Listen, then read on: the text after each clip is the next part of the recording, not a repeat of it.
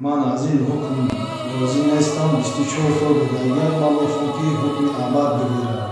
سیومین پس از حکم دادگاه جواب گفت من این کار رو نکردم. دادگоҳи вилояти Москва Александр Сёминро бо гуноҳи таҷовуз ва қатли духтари 5 солаи тоҷик Ҳувайдо Тиллозода ба 24 соли зиндон маҳкум кард. ҳукм рӯзи 15 март эълон шуд. падараш Абдусалом Саидов ба Радиои Озодӣ гуфт ҳукми ин ҷинояткор сабук аст ва ӯ бояд ҷазои сахттар бигирад.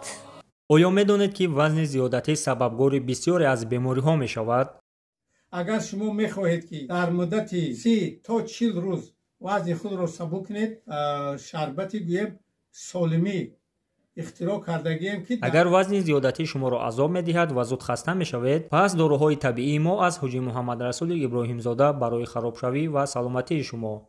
рақамҳои мо дар болои экран. дастафгаи доруҳо ба тамоми гӯшаву канори Тоҷикистон. من از این حکم راضی نیستم. 24 سال دیگر من میخوام که حکم ابد بگیرم. البته از این حکم راضی نیستم. شکایت میبرم.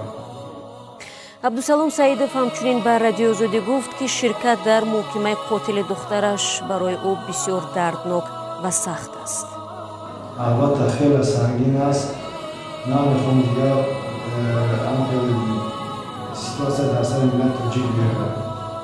سیومین پس از حکم دادگاه چیزی نگفت و دادگاه تنها از او پرسان شد که همش فهمو است. او فقط گفت که فهماست. لیکن پیش از دادگاه ژورنالیستانی روس با سیومین سوال کردند که برای چی وحشیانه شما با یک کودک نابالغ رفتار کردید. او در این جواب گفت من این کار رو نکردم. برای چی که اگر میکردم قریب 5 سال این حکم دوام نمیداد. таҷовузи ҷинсӣ ва қатли Ҳувайдо Тиллозода дар рӯзи 22 июли соли 2018 дар назди хонаашон дар шаҳри Серпухова яке аз парвандаҳои пурсару садо дар Русия аст. ин фоҷиа муҳоҷирони тоҷик ва ҷомеаи Русияро такон дод ва ҷониби Тоҷикистон бо ирсоли нота аз мақомоти Русия таҳқиқи мунсифонаи қазияро хост. муҳокимаи Александр Сёмин тақрибан 5 сол идома кард ва кашол ёфтани мурофиа чанд дафъа наздикони Ҳувайдоро ноумед карда буд.